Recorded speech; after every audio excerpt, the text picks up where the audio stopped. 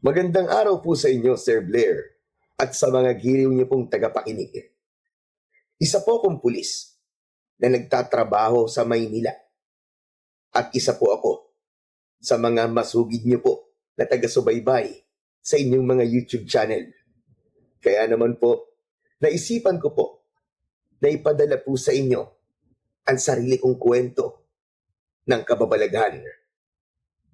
Sa karanasan po na ibabahagi ko, ay masasabi ko po na hindi ko inakala na ang isang pagpapanggap ay siyang magiging daan para makita ko ang totoong kahulugan ng pagiging isang bayani.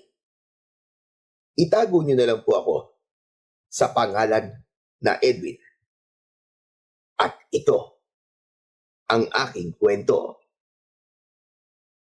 Mag-isa na lang ako sa buhay dahil binatilyo pa lamang ako nung mamatay ang aking mga magulang nang dahil sa pag-atake ng mga aswang sa baryo kung saan ako lumaki. Meron akong kakambal na ang pangalan ay Edward. Nang mamatay ang mga magulang namin, ay inaya ko siya na umalis sa aming baryo dahil hindi na kami roon ligtas dahil sa mga aswang. Pero nang panahon na yon, ay nagsasanay na siya para maging isang manunugis. Kaya tumutol siya sa gusto ko. Kahit mag-isa ko, ay itinuloy ko ang aking plano. Umalis ako at nagtungo sa Maynila. Akala ko ay magiging madali ang buhay ko kapag nakaalis ako sa aming baryo. Pero doon ako nagkamali. Ilang buwan akong naging isang palaboy hanggang sa napunta ako sa isang bahay ampunan. Sinuwerte ako dahil inampun ako ng mag-asawang walang anak. Sila ang nagpaaral sa akin hanggang sa maging isa na akong pulis. Ngunit tila may kakambal din akong malas dahil sabay silang namatay nang masunog ang aming bahay. Walang natira sa lahat ng pinaghirapan nila. Kaya simula noon ay naging mag-isa na ako at mas pinili kong manirahan sa isang maliit na barangay. Isang gabi, galing ako sa trabaho. Naglalakad ako sa skinita nang makita ko ang mga lalaking nag-iinom. Huminto ako at tinignan ko sila. Hoy kayo mga pare, baka naman mamaya mag-away-away na naman kayo ha. Pwede kayong mag-inom, pero ayoko na magkakapikunan kayo tapos magrarambulan kayo. Subukan nyo lang na mag-away at lalabasin ko talaga kayo. Nagpatuloy na ako sa paglalakad, pauwi sa aking maliit na bahay. Isang lalaki ang sumalubong sa akin. Maliit siya at payat ang pangangatawan. Uy, Bossing Edwin, magandang gabi. Grabe, mukhang stress na stress ka na naman ah. Ang haggard ng mukha mo eh. Paano di ako may stress? Nakita na naman kita. Nakita ko pa lang yung pagmumukha mo, nai-stress na kagad ako eh. Saka paniguradong manghihingi ka na naman sa akin ng pambili ng bigas.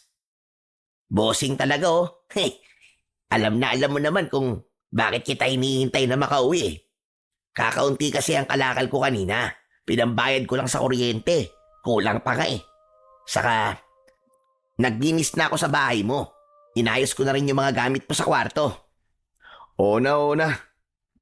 Nadali mo na naman ako sa palinis-linis mo sa bahay ko. Ang mabuti pa, sumama ka na lang sa akin sa bahay. At doon ka na maghapunan. Nakabili naman na ako ng ulam eh. Kaya magsasaing na lang tayo. Uy, talaga bossing? Ano bang binili mong ulam?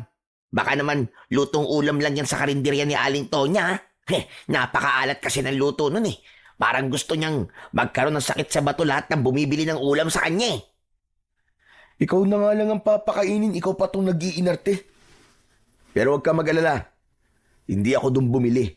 Bumili ako ng isang buong litsyong manok. Uy, ayos. Masarap yan, bossing. Tara na, gutom na ako eh. Ako na magdadala ng mga gamit mo, bossing. Hinayaan kong dalhin ni Bitoy ang mga bitbit ko at nauna na siyang naglakad papunta sa bahay ko. Masasabi ko na tanging si Bitoy lamang ang mapagkakatiwalaan ko sa lugar na yon. Marami kasi na ang tingin sa akin ay barumbadong pulis at mayabang. Dahil yun sa paraan ko ng pagsasalita at pagkilos. Galit sa akin ang mga may ginagawang mali sa aming lugar, gaya ng mga nagtutulak ng ipinagbabawal na gamot at yung mga maihilig makipag-away at manggulo dahil ginagamitan ko talaga sila ng kamay na bakal. Ang sa akin lang naman ay ganun talaga ako kumilos. Isa pa, hindi ko rin kayang walang gawin o hindi umaksyon kapag may nakikita akong mali sa aking paligid. Kaya nga ako naging pulis ay para supilin ang mga kriminal at ang mga lumalabag sa batas. Para sa akin, walang kahit na sino ang mas nakatataas sa batas. Si Bitoy ang nagbukas ng gate ng bahay ko at siya rin ang nagbukas ng pinto. Meron kasi siyang sariling susi sa bahay ko dahil ganun kalaki ang tiwala ko sa kanya. May mga pagkakataon kasi na matagal akong nawawala sa bahay dahil sa trabaho ko. Kaya siya ang nagbabantay at naglilinis doon. Ayaw tumanggap ni Bitoy ng sweldo kahit inooperan ko na siya noon. Pero hindi ko kayang matiis na hindi siya bigyan minsan ng pera o ng pagkain. Malaki kasi ang utang na loob sa akin ni Bitoy. Pinagtripan kasi siya ng isang grupo ng mga kalalakian at pinagsasasaksak siya. Ako ang nagtanggol sa kanya at nagdala sa kanya sa pagamutan. Ayon kay Bitoy, kung hindi daw dahil sa akin, ay baka nasa ilalim na siya ng lupa at pinapapak na ng mga uod. Si Bitoy na ang nagsaing habang nagpapalit naman ako ng damit. Nang maluto na ang sinaing, ay pinagsaluhan na namin ang lityong manok na binili ko. Grabe! At sarap talaga ng lityong manok, bossing, no? Nanunuot talaga sa buto yung lasa. Salamat. Kasi kung di dahil sa'yo, ay hindi ako makakakain ng ganitong pagkain, bossing. Basta, ituloy mo lang ang pagiging tapat sa akin at palagi kang makakakain ng mga ganyan. Pero kapag tinraidor mo ako, nako, alam mo na kung ano mangyayari sa'yo. Yan naman ang hindi mangyayari, bossing. Napakawalang utang na loob ko naman kung gagawin ko yun sa'yo, bossing. Kung di dahil sa'yo, baka pantay na 2 pa ako ngayon at inuud na ako eh. Pero bossing, ang tagal na nating magkakilala. Pero hindi ko pa nakikitang binibisita ka rito ng mga kamag-anak mo. Bossing, nasan ba sila? Patay na ang mga magulang ko, Bitoy. Namatay sila dahil... Dahil ano, bossing? Basta, namatay na sila. Parehas pala tayo. Wala na rin kasi akong mga magulang eh. Yung mga kapatid ko naman, hindi ko na alam kung nasang lupalop. Watak-watak kasi kami. Kumbaga, nakakalat kami sa iba't ibang parte ng Pilipinas. Kapatid bossing, meron ka ba? Sandali akong natigilan sa tanong na yun sa akin ni Bitoy. Naalala ko kasi ang kakambal kong si Edward. Hindi ko kasi akalain na magkakahiwalay kami ng kambal ko. Mula pagkabata hanggang sa nagbinata ay magkasama kami. Marami din talaga ang nalilito sa aming dalawa dahil talaga naman na magkamukhang magkamukha kami. Kung meron nga lang makapagbibigay ng hustisya sa salitang pinagbiyak na buga, kami na yon ng kakambal kong si Edward. Bossing, may problema ba? Bakit bigla kang tumahimik nang tanungin kita kung may kapatid ka? Meron akong kapatid, Bitoy. Dalawa lang kami. Ang totoo niyan, kakambal ko siya. Wow! Ang astig naman ng bossing. Hindi ko akalain na meron ka palang kakambal, bossing ha. Alam mo, pangarap ko rin na magkaroon ng kakambal eh. Kaya lang, wala sa lahi namin ng kambal. Kaya, wala akong magagawa. Talagang ginusto mo pang magkaroon ng kakambal, ah. Ano na lang ang mangyayari sa mundo kapag may dalawang tao na nabubuhay na may ganyang muka? Pambihira ka naman, oo. Aray ko! Ang sakit mo naman magsalita, bossing. Teka, nasa na pala yung kakambal mo, bossing? Naroon siya sa probinsya namin. Gaya ko, ay tagapagtanggol din siya roon. Ibig sabihin, parehas kayong pulis, bossing? Hindi. Ibang klaseng tagapagtanggol ang kakambal ko. Mas mahirap ang ginagawa niya kumpara sa ginagawa ko. Ano? Ibig sabihin, literal na tagapagtanggol? Yung parang superhero, bossing, ganun ba? Pwede bang wag ka ng maraming tanong? Kumain ka na lang dyan. Hindi ako makasubo ng maayos nang dahil sa kadaldalan mo eh. Grabe. Ang sungit mo naman, bossing. Nagtatanong lang naman eh. Hindi ko na sinagot ang sinabing yun ni Bitoy at nagpatuloy na ako sa pagkain. Pero hindi ko na nagawang alisin sa utak ko si Edward. Bigla kong naitanong sa aking sarili kung kumusta na kaya siya o kung naging ganap na ba siyang manunugis sa aming baryo. Pangarap niya kasi talaga ang maging manunugis dahil sa pagkakapatay ng mga aswang sa aming mga magulang. Nangako siya na gagawin niya ang lahat para maging tagapagtanggol ng aming baryo laban sa mga aswang. Ayaw na kasi niyang may iba pang mawawalan ng mahal nila sa buhay nang dahil sa mga pesteng aswang. Bigla akong nalungkot nang mapagtanto ko na mahigit 10 taon na kaming hindi nagkikita ng kakambal kong si Edward. Na-curious tuloy ako kung ano na ang nangyayari sa kanya at kung meron na ba siyang sariling pamilya. Kinabukasan ng umaga, gaya ng nakasanayan ko, ay maaga akong nagising. Naligo ako at kumain ng almusal. Sanay akong kumain mag-isa. Pero minsan ay naiisip ko rin kung ano kaya ang pakiramdam na meron akong palaging kasamang kumain. Sa totoo lang, hindi ko pa naiisip na magkaroon ng sariling pamilya. Natatakot kasi ako na baka madamay sila sa gulo ng buhay ko. Sa dami kasi ng mga binangga kong grupo ng sindikato, ay marami ang galit sa akin. Alam ko na naghihintay lang sila ng tamang pagkakataon para itumba ko. Pero hindi ako natatakot sa kanila dahil alam kong kasama yon sa aking trabaho. Ang importante ay ginagawa ko ng maayos ang aking trabaho. Matapos kong kumain ay umalis na ako para magtungo sa presinto kung saan ako naka-assign. Maghapon akong nag-focus sa aking trabaho.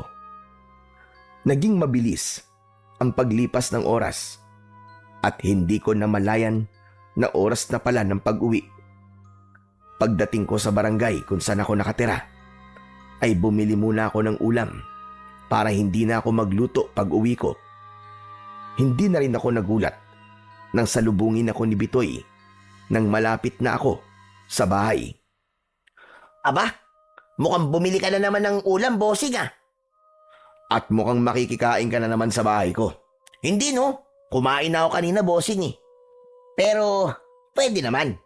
Kung aalukin mo ko. Oo na, sumama ka na sa akin at kumain ka na ulit doon. Ay, oo nga pala, bossing. Meron palang pumunta sa bahay mo na matandang lalaki, hinahanap ka. Nung napadaan kasi ako kanina umaga sa bahay mo, ay may napansin akong matandang lalaki na nakatayo sa labas ng bahay mo. Kaya yun, nilapitan ko. Tapos tinanong ko kung anong kailangan niya o ginagawa niya ron. Ang sabi niya, Kailangan ka daw niyang makausap sa lalong madaling panahon. Ang sabi ko ay bumalik na lang siya ngayong gabi o kaya bukas ng umaga. Kasi rest day mo naman bukas, di ba? Sino kaya ang matandang yon? Nagpakilala ba siya sa'yo? Hindi, bossing eh. Tinanong ko kung anong pangalan niya pero ang sabi niya ay wala siyang responsibilidad na magpakilala sa akin. Ang sungit nga eh. Mas masungit pa nga kaysa sa'yo, bossing eh. Hindi kaya miyembro yun ng isa sa mga sindikato na binangga ko? Aba, malay ko, bossing. Pero sa itsura niya, mukhang hindi naman siya miyembro ng sindikato. Simple lang yung suot niya, saka parang galing pa nga siya sa malayong lugar eh. Kung importante naman ang pakay niya sa'yo, siguradong babalik yun dito. Napuno ako ng kuryosidad. Kung sino ang matandang lalaki na tinukoy ni Bitoy. Wala kasi akong kilalang matandang lalaki na pwedeng maghanap sa akin. Sa kabila ng wala akong ideya kung sino ang matandang yon, ay may kaba kong naramdaman. Isang kaba na hindi ko alam kung saan nanggagaling. Sa gabing iyon, hindi ko inasahan na mapapanaginipan ko si Edward. Bigla na lang daw siyang pumasok sa bahay ko at dumiretso sa kwarto ko kung nasaan ako. Nakangiti siya sa akin. Maaliwalas ang kanyang muka. Sinabi niya sa akin na umuwi na ako sa aming baryo. Tinanong ko kung bakit at ang sabi niya, umuwi na ako roon bago mahuli ang lahat. Doon na naputol ang panaginip ko. Nagtaka ako kung bakit ko napanaginipan ang kakambal ko.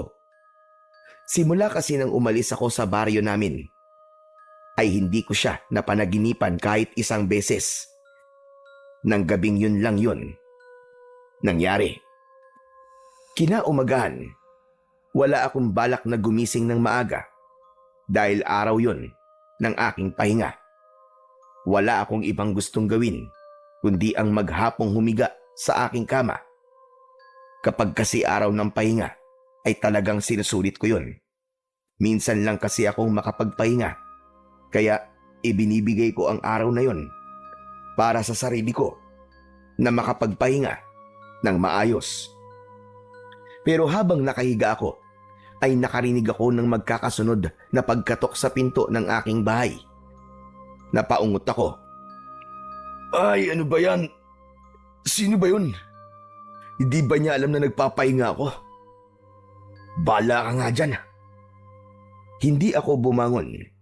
Inisip ko na kung hindi ako tatayo ay mapapagod din yung kumakatok tapos ay aalis din siya. Pero lumipas ang ilang minuto na hindi pa rin tumitigil ang kumakatok.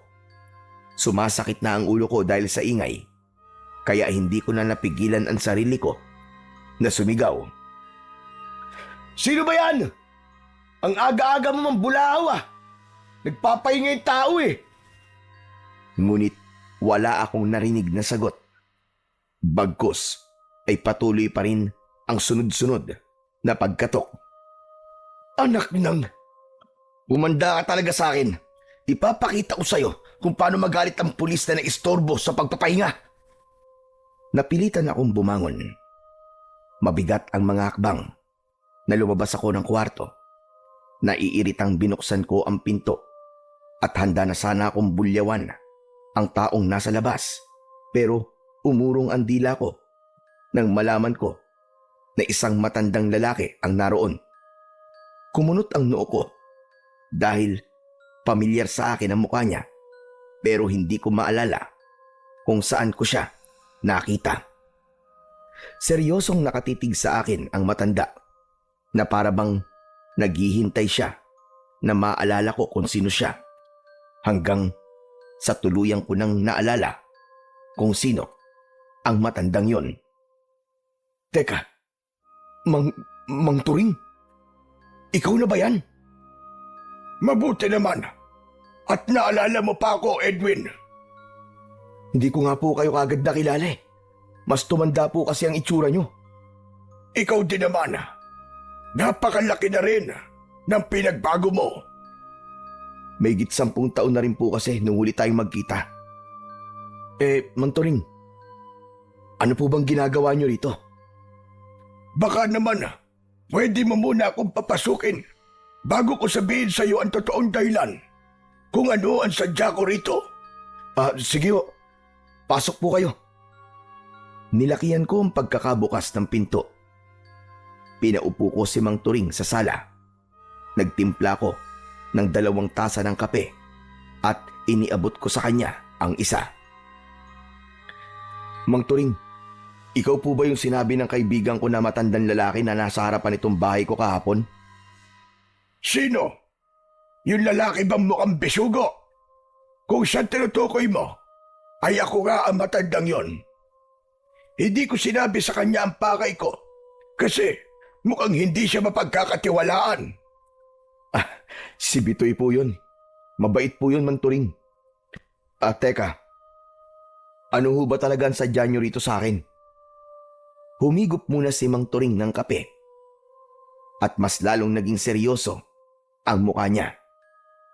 Bigla akong kinabahan. Nagkaroon ako ng hinala na hindi ko magugustuhan ang sasabihin niya. May dala akong masamang balita.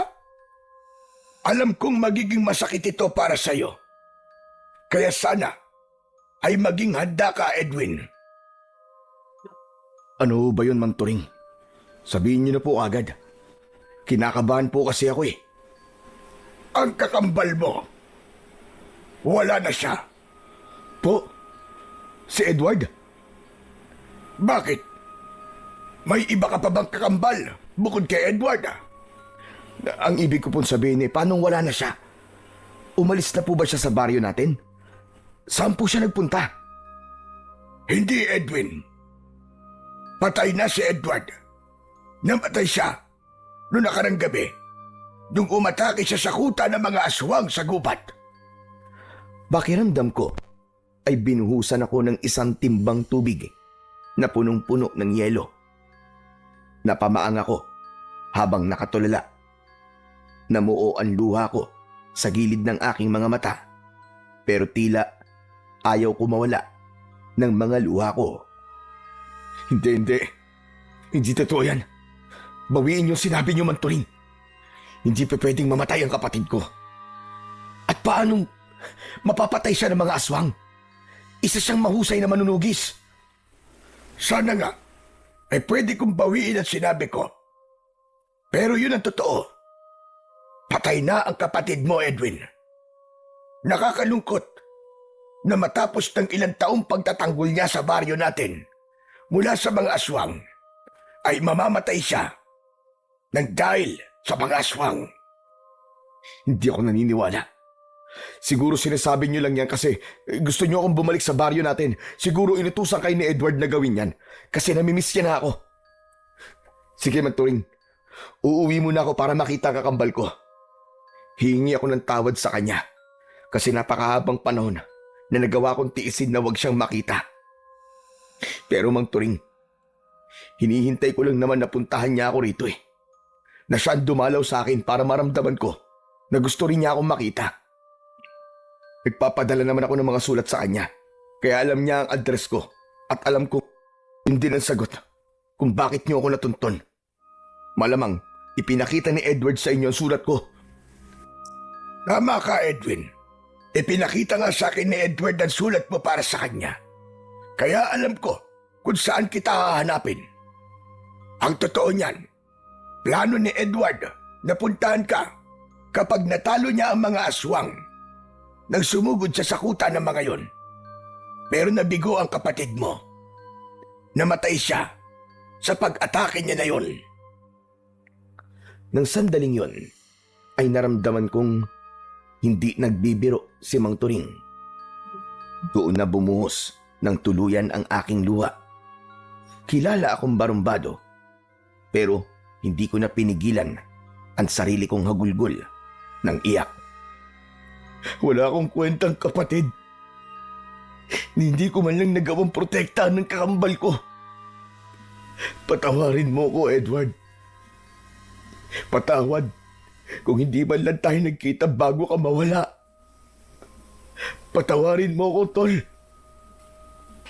Hinayaan ako ni Mang Turing na umiyak. Maging siya ay naluluha na habang pinapanood ako. Tumayo ako para magtungo sa kusina. Uminom ako ng tubig. Sinundan ako roon ni Mang Turing. Huwag mong sisihin ang sarili mo, Edwin. Wala kang kasalanan sa nangyari kay Edward. Kung meron ba dapat sisihin, ayun ang mga aswang na ilang taon nang nanggugulo sa baryo natin.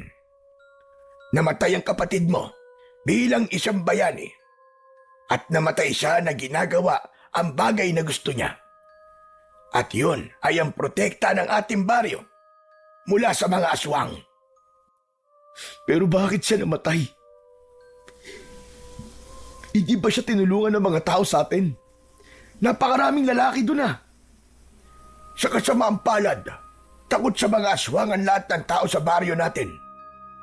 Wala sa kanila ang may lakas ng loob para makipaglaban. Kami lang ni Edward ang may lakas ng loob na harapin ang mga aswang. Pero ng gabing yon, mag-isang nagtungo si Edward sa kuta ng mga aswang. Hindi niya yun ipinaalam sa akin. Dahil marahil ayaw niya akong mapahamak. Nalaman ko na lang na nagpunta siya sa kuta ng mga aswang nang pumunta ako sa bahay niyo ng gabing yon para sana ikausapin siya. Pero wala siya roon nang pumunta ako, kaya nagkaroon ako ng hinala na pumunta siya sa kuta ng mga aswang. Uuwi ako sa atin, Mang Turing. Gusto ko nandun ako sa burol ng kapatid ko. Ikinalulungkot ko, pero hindi ko na ibinurol ang kapatid mo dahil hindi ko kayang makita ang katawan niya na puno ng sugat mula sa mga aswang. Inilibing ko na kagad ang katawan ni Edward.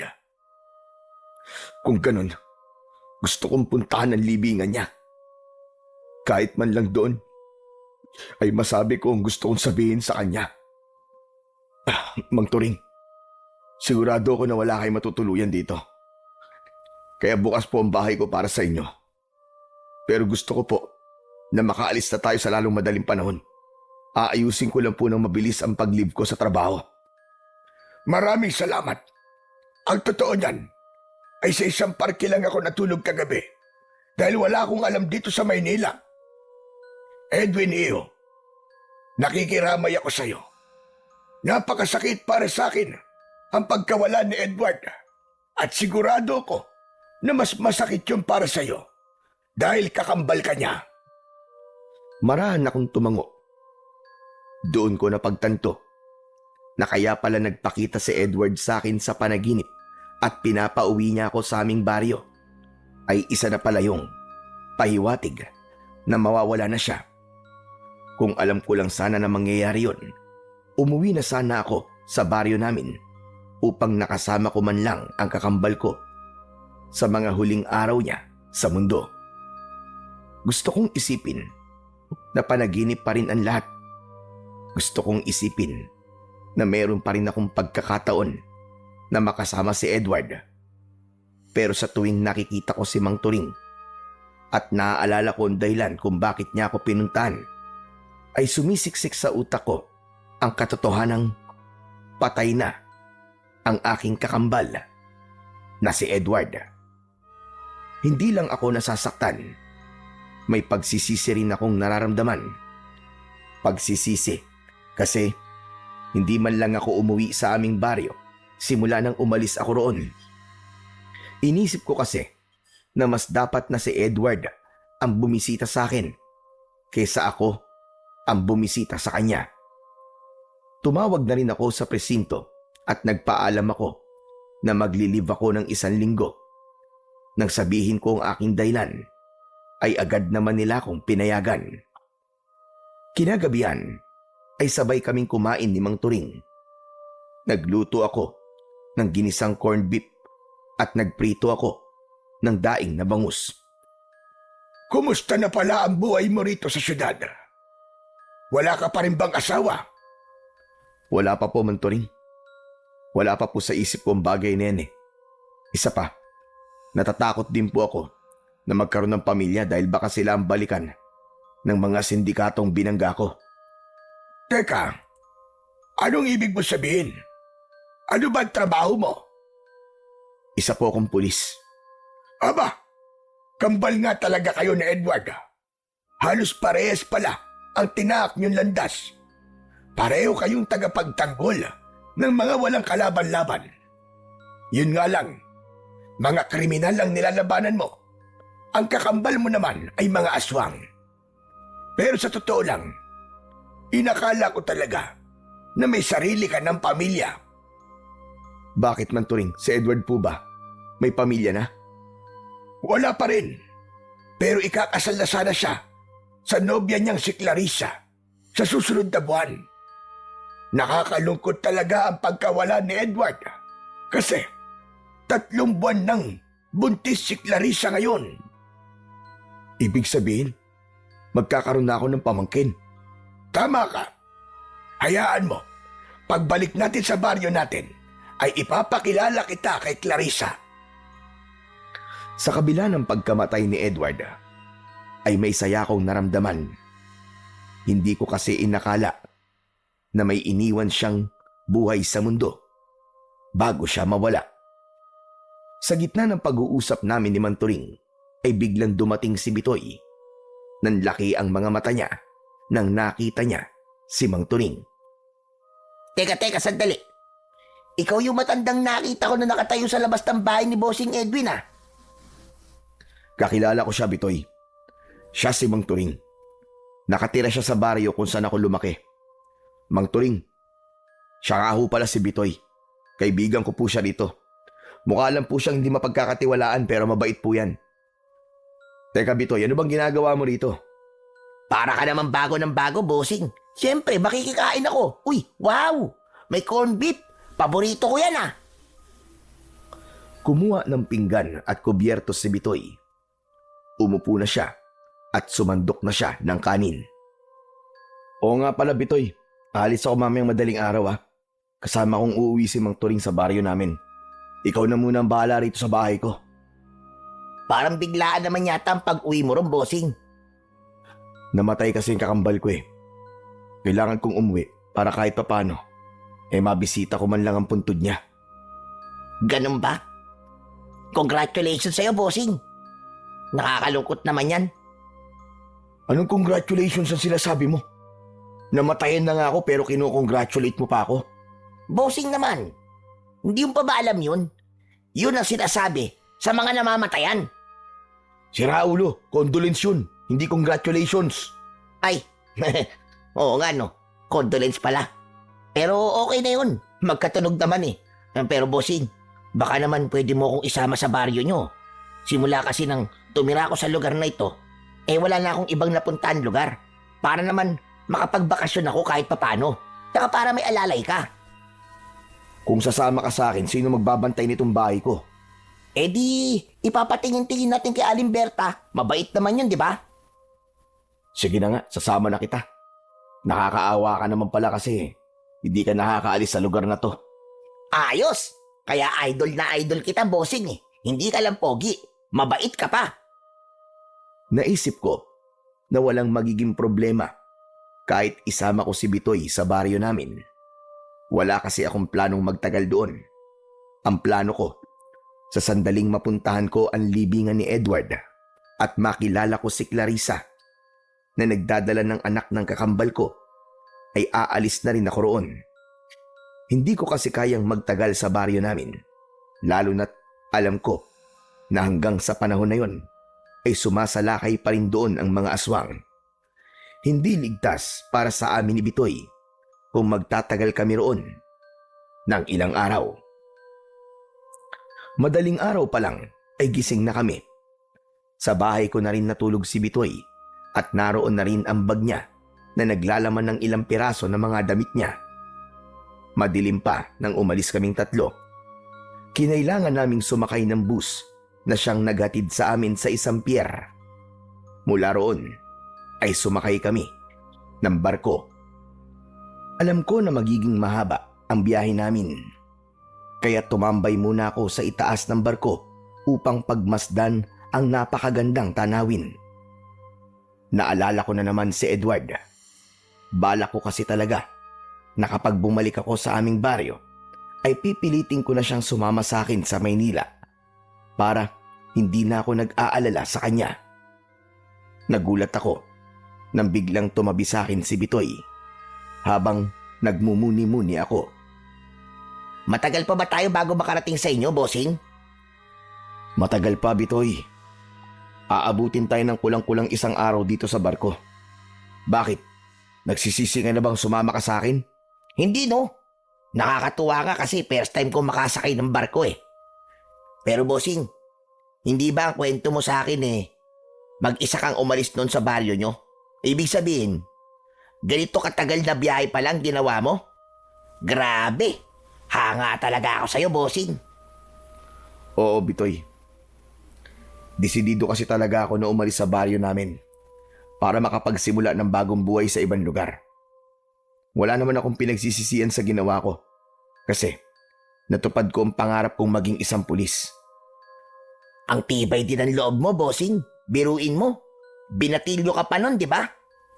Pero bossing, bakit mo pala gustong umalis sa baryo nyo tapos hindi mo pa isinama yung kakambal mo? Ayaw niyang sumama eh. Mas gusto niyang manatili doon. Pinilit ko siya pero ayaw niya talaga. Akala niya yata kapag hindi siya aalis ay hindi rin ako aalis. Pero kung meron man akong pinanghihinayangan, ay yun yung mga taon na sana ay magkasama kami ni Edward. Nakakalungkot na kung kailan ako uuwi sa baryo namin, ay wala na siya roon. Nagpatuloy ang kwentuhan namin ni Bitoy. Napunta na yon sa kung anong bagay, gaya ng mga kalokohan namin ni Edward nung mga bata pa kami. Nang dahil doon, ay napagtanto ko ng gusto ang pagkukulang ko sa kakambal ko bilang nag-iisa niyang kapatid. Kung naging mapilit lang sana ako na sumama siya sa akin, sigurado ko na hanggang sa mga oras na ito ay buhay pa rin siya. Matapos ang halos 1 araw, ay bumaba na kami ng barko. Mabuti na lang at umaga ng mga oras na yon dahil kung gabi ay paniguradong mahihirapan kaming bumiyahe. Mula roon ay bumiyahe pa kami ng ilang oras bago kami nakarating sa mismong baryo namin. Kapansin-pansin na pinagtitinginan ako ng mga tao. Inasahan ko na nagluluksa ang lahat dahil sa pagkamatay ni Edward, pero tila normal lang ang kilos ng mga taong nakikita ko. Nang makarating kami sa aming bahay, ay hindi ko napigilan ang maluwa dahil halos wala pa rin yung pinagbago. Nakasabit pa rin sa dingding ang litrato namin ni Edward noong mga bata pa kami. Iniwan lang namin ni Bitoy ang mga gamit namin doon at saka kami sumama kay Mang Turing para magtungo sa libingan ni Edward. Nagtaka ko dahil imbis na sa sementeryo ay pumasok kami sa loob ng gubat. Hindi na lang ako nagtanong. Hindi nagtagal ay huminto kami sa tapat ng isang parte ng lupa na halatang hinukay at tinabunan ng lupa. May nakatusok sa ibabaw na isang kahoy na hugis krus. Dito ko'y nilibing ang katawan ng kakambal mo, Edwin. Hindi na muna ako nagtanong dahil hindi ko na napigilan ang mapahagulgul ng iyak. Nanghihina akong napaluhod sa lupa. Kung pwede nga lang, nahukayin ko ang kapatid ko ay ginawa ko na para mayakap ko siya kahit sa huling pagkakataon. Panay ang hingi ko ng tawad kay Edward kahit hindi ako sigurado kung naririnig ba niya ako. Hinayaan lang ako ni Mang Turing at Bitoy. Tahimik lang sila na nakatingin sa akin. Nang medyo kumalma na ako, ay tumayo na ako at pinunasan ko ang aking mga luha. Hindi na sayang ang pagkamatay ng kakambal mo, Edwin. Simula nang umalis ka, ay wala siyang ginawa kundi gawin ang tungkulin niya sa baryo natin. Nung sinasanay ko pa lang siya na maging manunugis, ay nakita ko kung gaano siya kapursigido. Gusto niya talagang maging isang mahusay na manunugis dahil sa pagnanais niyang maging tagapagtanggol ng baryong ito. laban sa mga aswang. Anong sinabi mo, Manturing? Teka. Tama ba narinig ko? May mga aswang dito? Hindi ba sinabi sa'yo ni Edwin? Hindi ko na po sinabi sa kanya, Manturing, kasi aalis din po kami kagad. Gusto ko lang po talagang madalaw ang puntod ni Edward at makilala si Clarissa. Bossing naman! Bakit hindi mo sinabi sa akin na may aswang pala rito sa lugar na to? Pwede bang mamaya na tayo mag-usap tungkol sa bagay na yan, Bitoy? Mang Turing, bakit naman dito sa loob ng gubat niyo inilibing si Edward? Bakit hindi ho sa sementeryo? Para madali siyang mapupuntahan. May dahilan ako kung bakit ko yung ginawa. Isa pa, si Edward din ang may gusto na dito ko siya ilibing. Kasi ang totoo, hindi alam ng lahat ng tao sa baryong ito na patay na ang kakambal mo. Ang alam nila ay may pinuntahan lang si Edward. Kaya ilang araw na siyang wala sa baryo natin. Maging si Clarissa ay hindi pa alam na patay na si Edward. Ano? Bakit ganun? Ano pong tumakbo sa utak niyo? At hindi niyo ipinalam sa mga tao na patay na si Edward? Huminahon ka. Pakinggan mo muna ako. Gaya ng sinabi ko, si Edward ang nakaisip ng bagay na yan. Nang sundan ko sa sakutan ng mga aswang, ay nakita ko siyang puno ng sugat at naghihingalo. Sinabi niya na alam niyang hindi na siya magtatagal at alam niya na mawawalan ng pag-asa ang mga tao kapag nalaman nila na patay na siya.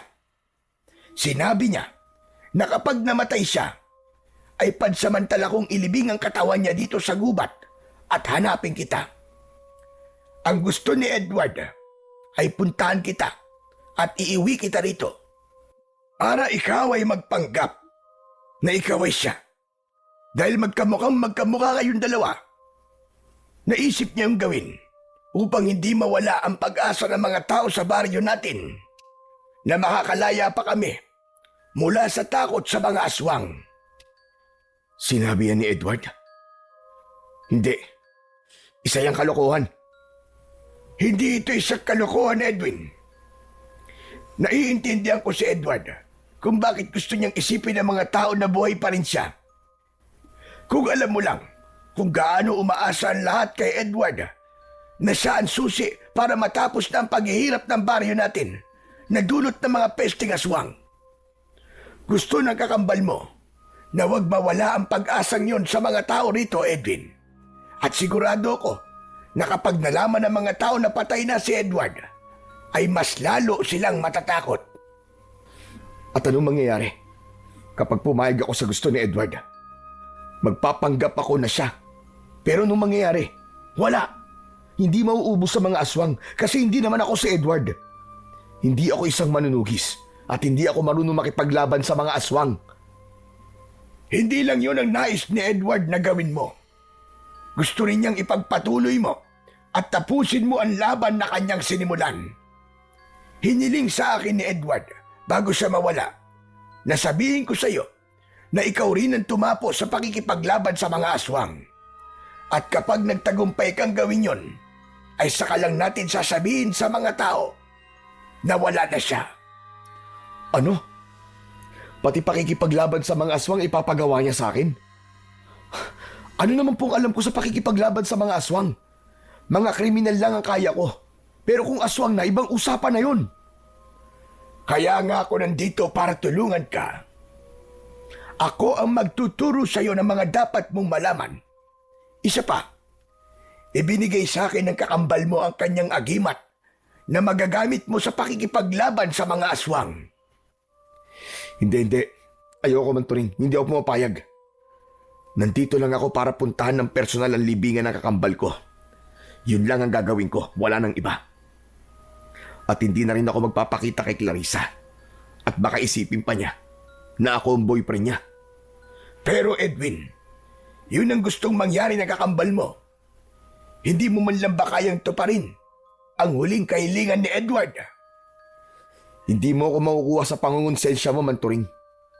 Hindi ako sasabak sa isang bagay na alam kong hindi ko magagawa ng maayos. Pulis ako. hindi manunugis. Pasensya na, pero hindi ko po talaga kaya. Maiintindihan naman siguro ako ni Edward sa pagtanggi ko. Muli akong humarap sa puntod ni Edward at sa huling pagkakataon ay nagpaalam na ako sa kanya.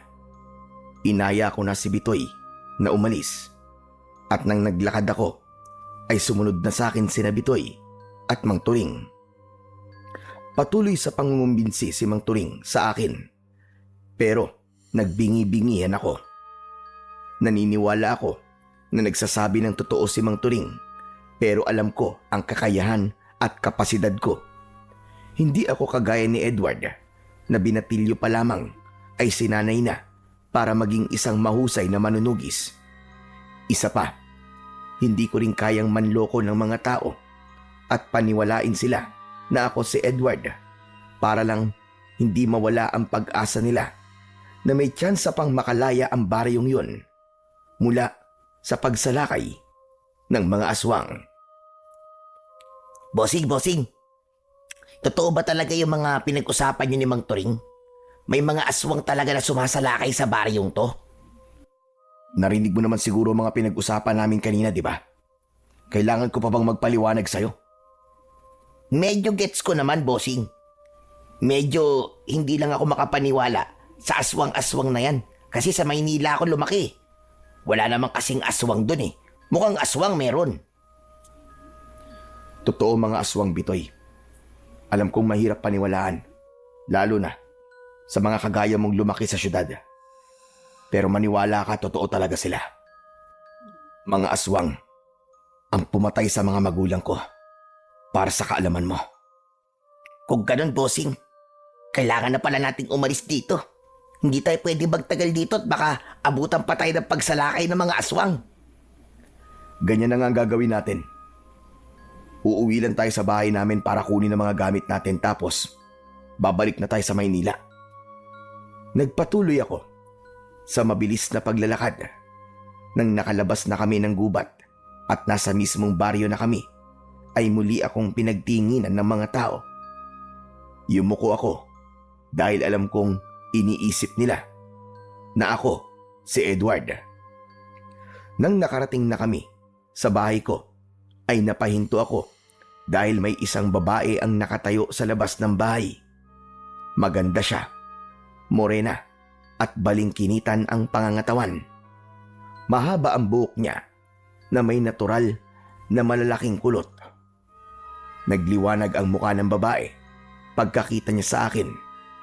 Ngumiti siya, sabay takbo palapit sa akin. Nagulat ako nang bigla niya akong niyakap ng mahigpit. Nang kumalas siya sa pagkakayakap sa akin, ay muli siyang ngumiti. Nang sabihin sa akin ng mga tao na bumalik ka na, ay pinuntahan kita rito. Kaya lang, wala ka nang dumating ako kaya hinintay na kita. Bakit naman ganyan ang reaksyon mo? Parang hindi ka masaya na makita ako ah. Hindi mo ba ako na-miss? May gitsang araw din tayo hindi nagkita. Clarissa?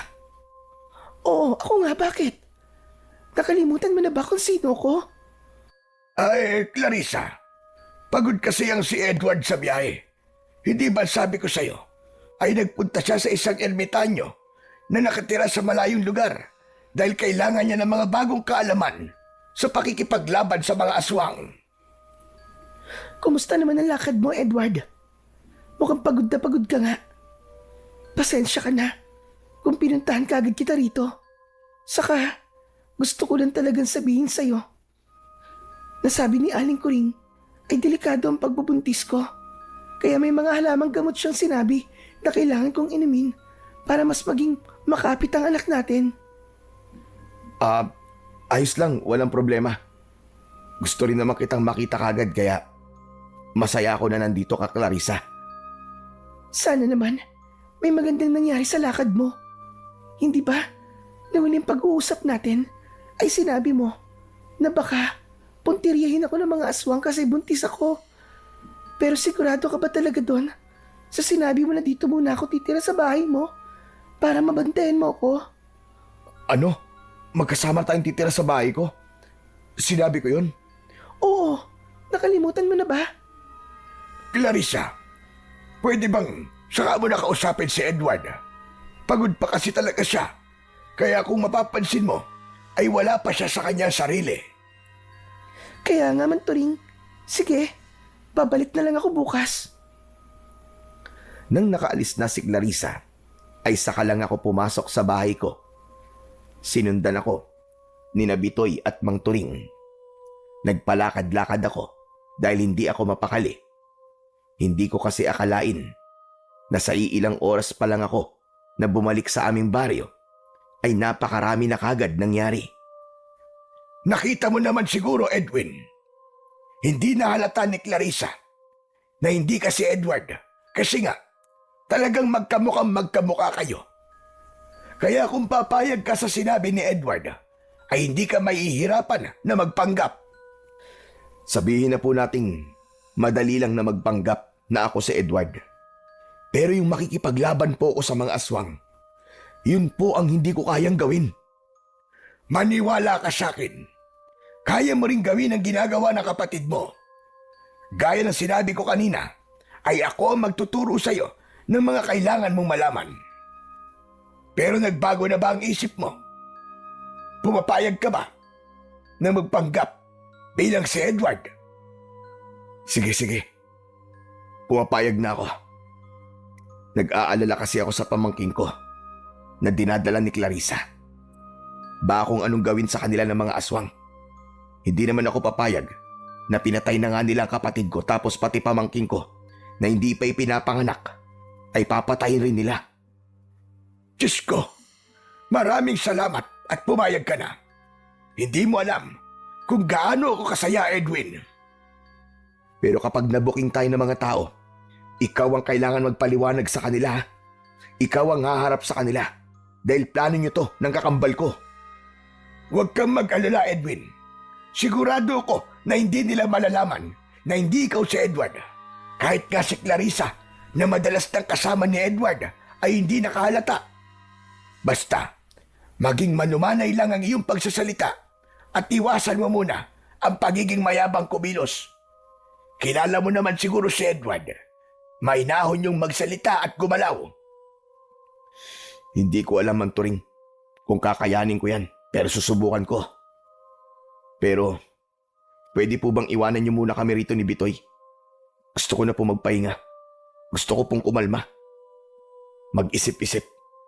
Saka, pwede po bang kayo na rin po ang kumausap kay Clarissa? Bakit ko naman kakausapin si Clarissa? Hindi ko naman po kasi alam na bago mamatay si Edward ay sinabi niya kay Clarissa na dito muna tumira. Baka pwedeng sa inyo na muna tumira si Clarissa kasi mahihirapan ako magpanggap na si Edward kung kasama ko siya sa iisang bubong. Gusto ko na kapag nasa labas lang ako at may ibang tao ay saka lang ako magpapanggap. Para kapag nandito ako sa bahay ay mailalabas ko naman kung sino talaga ako. Naiintindihan ko.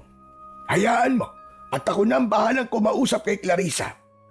Aalis na muna ako para makapagpahinga na kayong dalawa ng kaibigan mo. Muli, maraming salamat sa pagpayag mo, Edwin. Sigurado ako na napakasaya ng kakambal mong si Edward sa desisyon mo na yan. Marahang tinapik ni Mang Turing ang balikat ko bago siya umalis. Isinarado ko ang pinto at saka ako umupo. Tumabi naman si Bitoy sa akin at nairita ako sa klase ng pagngisi niya sa akin. Hoy, anong ibig sabihin ng ngisi mo na yan, ha? Tumigil ka nga kasi naiinis ako sa ngisi mo para kang aso. Napansin ko kasi na nagbago ang isip mo nang makita mo yung syota ng kakambal mo, bossing eh. Sa bagay, hindi naman ako nagtataka. Napakaganda naman pala talaga ni Clarissa. Siyempre, kapag nagpanggap kang si Edward, ikaw nang magiging syota ni Clarissa. Ang swerte mo, bossing. May instant jowa ka. Anak ng tutsang, kahit kailan talaga manyak ka. Huwag mo akong itulad sa'yo, ha? Hindi ako pumayag sa gusto ni Edward at Mang Turing dahil maganda si Clarissa. Pumayag ako kasi gusto kong protektahan ng pamangking ko. Saka naisip ko na tama si Mang Turing. Huling kahilingan niyo ng kakambal ko. Kaya dapat ay tuparin ko yun. Para kahit man lang sa bagay na to, ay makabawi ako sa kanya. Pero bossing, ipapaalala ko lang sa'yo na kailangan mong makipaglaban sa mga aswang. Sigurado ka bang kayang-kaya mo yon? Hindi ko alam, Bitoy. Pero kailangan kong kayanin. Kailangan kong tapusin ang laban na sinimulan ni Edward. Bakit kasi hindi pa siya sumama sa akin noon nang umalis ako dito eh? E di sana, wala akong ganitong problema ngayon. Kaya dapat, maubos ko na ang mga aswang na yon para makabalik na ako sa normal kong buhay. Kaya nga, bossing eh. Pero naisip ko lang na napakahalaga pala talaga ng kapatid mo sa baryo nyo, no? Biruin mo, itinuturing siyang bayani rito. Si Mang Toring na rin mismong nagsabi na kapag nalaman ng mga tao na patay na ang kakambal mo, mawawalan sila ng pag-asa na makalaya sa takot nila sa mga aswang. Ibig sabihin, ganong kalakas ang kakambal mo sa mga tao rito.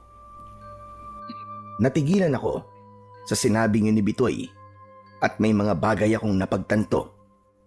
Noon kasi ay iniisip kong isang kabaliwan ang kagustuhan ni Edward na maging isang manunugis. Para sa akin ay hindi praktikal na magpakabayani ka para sa isang buong baryo na puro pasasalamat lamang ang matatanggap mo. Iba kasi yun sa pagiging pulis.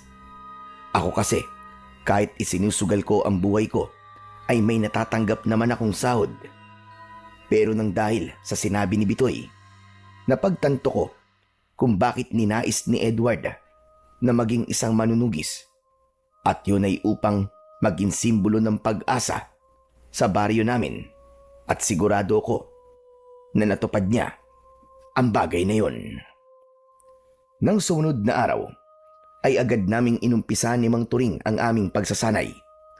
Isinagawa namin yon sa likod ng bahay. Habang si Bitoy naman ay pinapanood kami habang kumakain ng chichirya na parabang nanonood siya ng pelikula sa sinihan. Lumapit si Mang Turing sa akin at inabot niya sa akin ang 2 itak. Kakaiba ang hawakan nun dahil may mga nakaukit doon na mga simbolo na wala akong ideya kung ano ang ibig sabihin. Ano yan, Mang Turing? Bakit niyo sa akin ibinibigay ang mga itak na yan? Dahil ito, ang mga sandata na ginamit noon ni Edward sa pakikipaglaban sa mga aswang. Kaya ang mga ito rin ang gagamitin mo. Nagpapatawa po ba kayo? Pulis ako. Baril po ang ginagamit ko at hindi itak. Pero hindi na ikaw ngayon si Edwin. Habang nandito ka sa baryo natin, ay ikaw muna si Edward. Kailangan mo matutunan kung paano siya makipaglaban sa mga aswang. Paniguradong magtataka ang mga tao kapag nakita nila na baril ang ginagamit mo sa pakikipaglaban. Anak ng putya, oo. Ang hirap naman ito. Kung hindi ko lang mahal ang kapatid ko at ang pamangkin ko, hindi ko to gagawin eh. Yan din ang isa sa gusto kong magbago sa'yo. Sana ay gawin mo to, hindi lang dahil sa mga mahal mo sa buhay, kundi para rin sa mga taong walang kalaban-laban. Ganyan mag-isip noon si Edward. Kaya naging mabilis ang lahat para maging isa siyang mahusay na manunugis. Oo na. Ang dami niyo pa sinasabi. Wala naman pala akong pagpipilian eh, kundi gamitin ang itak na to ni Edward. Akin na nga yan, para makapagsimula na tayo. Nang iabot sa akin ni Mang Turing ang itak, ay may kakaiba kong naramdaman. Tila may mga maliliit na boltahe ng kuryente ang biglang gumapang sa aking kamay, papunta sa lahat ng parte ng aking katawan. Sigurado ko na nagmula yon sa itak. Sandali lang, Mang Turing. Ang sabi nyo ay merong ginagamit na agimat si Edward, tama ba? Nasaan po yun? Mas maganda siguro kung turuan nyo na rin akong gamitin yon para maging mabilis tayo rito. Ang agimat na yon ay hawak mo na. Ang itak na yan ay naglalaman ng agimat na kayang gawing malakas at maliksi ang kung sino mang hahawak niyan at gagamit niyan laban sa mga aswang. Pero kung meron itong agimat o kapangyarihan, bakit nagawang patayin ng mga aswang ang kapatid ko? Yan din ang ipinagtataka ko Pero marahil masyadong nagtiwala si Edward na kaya niya ang dami ng mga aswang. Kaya bumaba ang kanyang depensa. Siguro naman ay alam mo na hindi lang puro pag-atake ang ginagawa sa isang labanan, kundi dapat ay malakas din ang iyong depensa. Matapos yon, ay sinimulan na ni Mang Turing ang pagtuturo sa akin ng paggamit ng itak sa pakikipaglaban. Iba't ibang estilo ng pag-atake ang ipinakita niya sa akin na sinundan ko. Tinuruan din niya akong dumepensa gamit ang itak. Sa una ay napakabigat ng mga itak, pero habang tumatagal ay gumagaan na yon at naramdaman ko na parang iisa na kami. Inisip ko na lang na ako talaga si Edward upang madali kong matutunan ang mga dapat kong malaman. Halos 1 oras din akong sinanay ni Mang Turing. Kahit papano ay nakukuha ko na ang tamang paghawak sa mga itak at kung paano ko yung gagamitin sa pakikipaglaban at pagprotekta sa aking sarili. Sakto, pagkatapos ng aming pagsasanay, ay dumating bigla si Clarissa na may dalang 1 pinggan ng pritong saging. Oh, Clarissa, anong ginagawa mo rito? Ikaw naman, parang bago sa ito ha. Hindi ba? Alam mo naman na kapag ganitong oras na nagsasanay ka, ay palagi kitang dinadala ng merienda.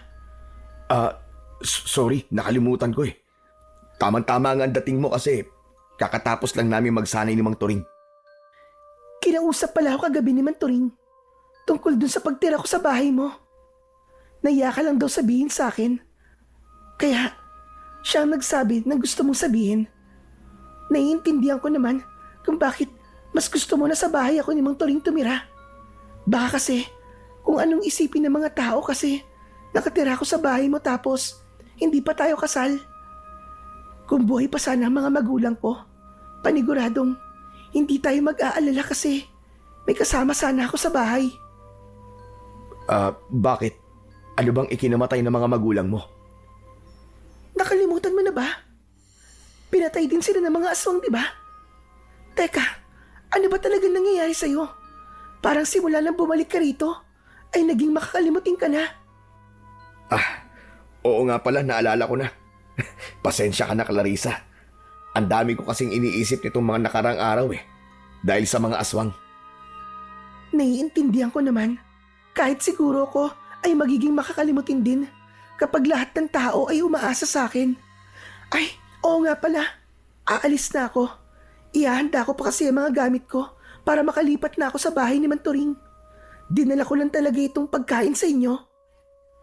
Nang yakapin ako ni Clarissa, ay gumanti rin ako ng yakap sa kanya. Pinanlakihan ko ng mga mata si Bitoy dahil kulang na lang ay mangisay siya sa sobrang kilig. Hindi na nagtagal doon si Clarissa at umalis na siya. Isang malalim na paghinga ang pinakawalan ko. Pakiramdam ko ay mas napagod ako sa pagpapanggap ko na ako si Edward sa harap ni Clarissa kesa sa pagsasanay namin ni Mang Turing. Humarap ako kay Mang Turing at napailing ako. Mang Turing, napakahirap talaga ng pinapagawa niyo to sa akin. Para akong artista na gumaganap sa karakter na wala akong ideya kung anong klaseng tao siya. Matagal akong nawala rito sa baryo, kaya hindi ko alam kung paano magsalita at kumilos ang kakambal ko. Sa tingin ko naman ay maganda ang ginawa mo. Nakita mo naman na hindi nagduda sa iyo si Clarissa. Paano kapag makikipaglaban na ako sa mga aswang? Paano kung hindi ko makuha ang mga galaw at galing ni Edward? Huwag kang mag-isip ng ganyan. Alam kong malaki ang tiwala sa iyo ng kakambal mo. Kaya niya naisip na ipasa sa iyo ang tungkulin niya sa baryo natin. At gusto ko ring sabihin na maganda ang ipinakita mo sa ating pagsasanay. Mabilis kang matuto kagaya ni Edward. Hindi nakapagtataka. Nakakambal ka niya. Sus, binola niyo pa ako. Nagsasabi lang ako ng totoo, Edwin. Isa pa, kung hindi ka mahusay, ay sasabihin ko naman sa iyo yun. Kaya magtiwala ka rin sana sa iyong sarili na kaya mo ito, gaya ng pagtitiwala sa iyo ng kakambal mo. Nang sandaling yon, ay hindi ko alam kung ano ang mararamdaman ko. Hindi ko alam kung matutuwa ba ako sa mga bagong kaalaman na nalalaman ko o matatakot ako dahil hindi ako sigurado kung magtatagumpay ba ako sa misyon kong talunin ang mga aswang sa baryong yon. Pero isang bagay lang ang naging sigurado ko at yun ay ang hindi pala madali ang ginagawa ng kapatid ko bilang isang manunugis. Kung mahirap ang maging pulis, ay mas mahirap pala ang maging kagaya ni Edward. At ramdam na ramdam ko na kagad yun, kahit pagsasanay pa lamang ang ginagawa ko. Nang mga sumunod na araw, ay nagpatuloy ako sa pagsasanay upang mas makuha ko na ang galaw ng kapatid ko pagdating sa pakikipaglaban sa mga aswang. Napakalaki ng naitutulong ni Mang Turing sa akin para mas maging mahusay ako at matutunan ko ang mga dapat kong malaman. Hanggang isang araw, pinatawag ako ng aming kapitan upang magsalita sa plaza sa harap ng mga tao. Iyon ay upang ipaalam ko sa kanila kung ano ang plano ko. Ayon kay Mang Turing, ay ginagawa talaga yon ni Edward ng isang beses sa isang buwan upang mas maramdaman ng mga tao ang pag-asa na darating ang panahon na matatapos na ang dilubyo sa aming baryo. Bago ako magsalita sa harap ng mga tao sa aming baryo, ay sinabi muna sa akin ni Mang Turing kung anong mga sinasabi ni Edward noon sa ganung pagtitipon para kahit papano ay meron akong ideya sa mga sasabihin ko. At habang nagsasalita ako sa plaza, ay nakita ko kung gaano matamang nakikinig ang lahat sa akin. Nakatingin sila sa akin na para bang ako ang nag-iisa nilang pag-asa para matapos na ang kaguluhang ilang taon nang nagpapahirap sa kanilang lahat. Pagkatapos kong magsalita, ay nagpasalamat ako sa mga tao sa pakikinig nila sa akin at naglakad na ako pauwi sa aming bahay. Maya-maya pa ay isang lalaki ang tumawag mula sa likuran ko. Huminto ako at paglingon ko ay isang nakangising lalaki na balbas sarado ang palapit sa akin. Napakunot noo ko. Nung una ay hindi ko maalala kung sino siya hanggang sa naalala ko na siya si Ruben. Siya yung palaging nang aaway sa amin ng kapatid ko nung mga bata pa kami. Kilala ko siya bilang mayabang, mapagmataas at hindi nagpapatalo sa lahat ng bagay. At ramdam ko na hindi pa rin siya nagbabago base sa paraan ng pagtingin niya sa akin. Anong kailangan mo sa akin, Ruben? Gusto ko lang sabihin, natawa ako sa mga pinagsasabi mo kanina sa plaza. Hindi ka pa rin nagbabago. Pinapaasa mo pa rin ang mga tao sa isang bagay na alam naman nating imposible. Ano bang gusto mong palabasin? Bakit kasi hindi mo nalang aminin sa mga tao na hindi mo talaga kayang ubusin ang mga aswang sa baryo natin? Tama na ang pagpapaasa mo sa kanila. Pinapaniwala mo lang sila sa isang bagay na hindi mo naman kayang gawin. Ikaw yata ang hindi nagbabago. Hanggang ngayon ay mayabang ka pa rin. Aba, nakapagtataka na sumasagot ka na sa akin ng ganyan ah. Dati naman palagi ka lang tahimik. Alam mo, kung meron man dapat na totoong iduluhin ng mga tao dito, ay ako yon. Hindi lang ikaw ang nakikipaglaban sa mga aswang, kundi ako rin. Umamin ka na nga sa akin. May ginagamit ka bang orasyon sa mga tao para ikaw lang ang purihin nila? Hindi ko kailangan ng orasyon para makita ng mga tao kung anong ginagawa ko. Baka naman kasi nakikita rin ng mga tao ang ginagawa mo. Pero bukod dun, ay nakikita nila na may mali sa'yo. Hindi ba naisip yon? Iba ka na talaga magsasasagot ngayon ha? Parang hindi na ikaw si Edward ha? Pero alam mo, masaya ako na nakaligtas ka nung sumalakay ka sa kuta ng mga aswang. Hindi ko akalain na mabubuhay ka pa Maganda rin talaga na sinunod mo ang payo ko sa'yo. Anong payo ang sinasabi mo? Nakalimutan mo na ba? Ako nagsabi sa'yo na umatake ka sa gabing yon dahil kakaunti ang mga aswang na nasa kanilang kuta. Pasensya ka na rin kung hindi kita nasamahan ng gabing yon gaya ng sinabi ko sa'yo. Alam mo na, may mas importanteng bagay kasi akong ginawa eh. Nakakalokong ngumisi si Ruben. Tinapik niya ang braso ko at saka siya naglakad palayo. Hindi ako gumalaw sa kinatatayuan ko. Pinag-isipan kong mabuti ang mga sinabi sa akin ni Ruben. Bilang isang pulis, naramdaman ko na may mali sa mga sinabi ni Ruben, lalo na sa parting sinabi niya na sasamahan niya dapat si Edward sa pag-atake sa kuta ng mga aswang. Pero hindi na ito tumuloy. Maya-maya pa ay nagpatuloy na ako sa paglalakad. Iniisip ko pa rin ang mga sinabi ni Ruben. Nang nakarating na ako sa bahay ay umupo ako sa upuang nasa harapan ng bahay na nasa ilalim ng isang puno ng mangga. Nang dumating si Mang Turing ay umupo siya sa tabi ko. Parang ang lalim yata ng iniisip mo. Tungkol ba yan sa pagsasanay na ginagawa natin? Huwag kang mag-alala, Edwin. Ako na nagsasabi sa'yo. Araw-araw ay humuhusay ka. Nakukuha mo na ang galaw ng kakambal mo. Hindi naman po yun ang iniisip ko, Mang Turing. Kanina kasi, kinausap ako ni Ruben. Talaga? Aba, ano naman sinabi sa'yo ng damuho na yon? Di pa rin po siya nagbabago. Kung ano siya nung umalis ako rito, ay ganun pa rin siya. Napakayabang pa rin niya. Totoo bang nakikipaglaban din ho siya sa mga aswang? Oo. Nang malaman niya noon na gustong maging manunugis ni Edward, ay sinabi rin niya sa akin na gusto rin niyang maging manunugis. Kilala mo naman si Ruben, hindi ba? Ayaw nung nagpapatalo, lalong-lalo na sa kapatid mo. Ang hilig niyang makipagkumpetensya kahit hindi niya yung kailangang gawin. Sinanay ko sila noon ni Edward, pero walang disiplina si Ruben, kaya itinigil ko ang pagsasanay sa kanya.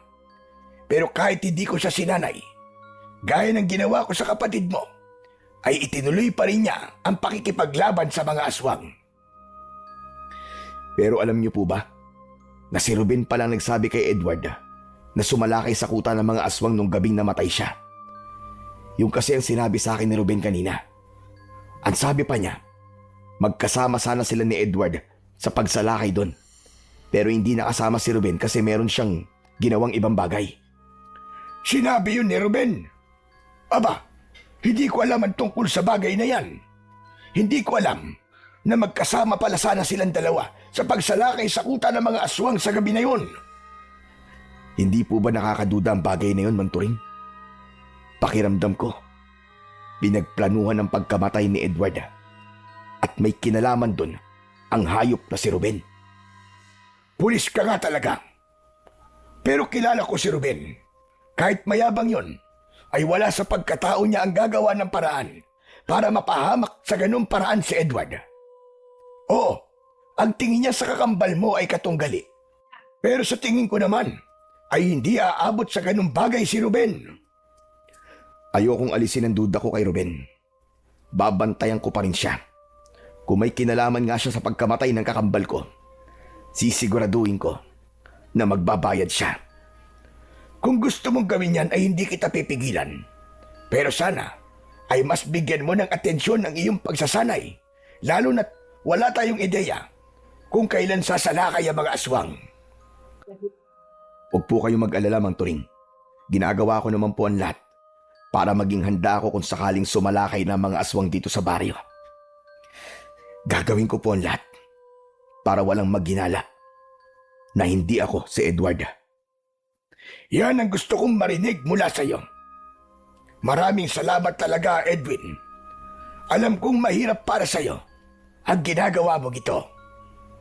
Ginagawa ko po ito bilang ito ang huling-hiling ng kakambal ko.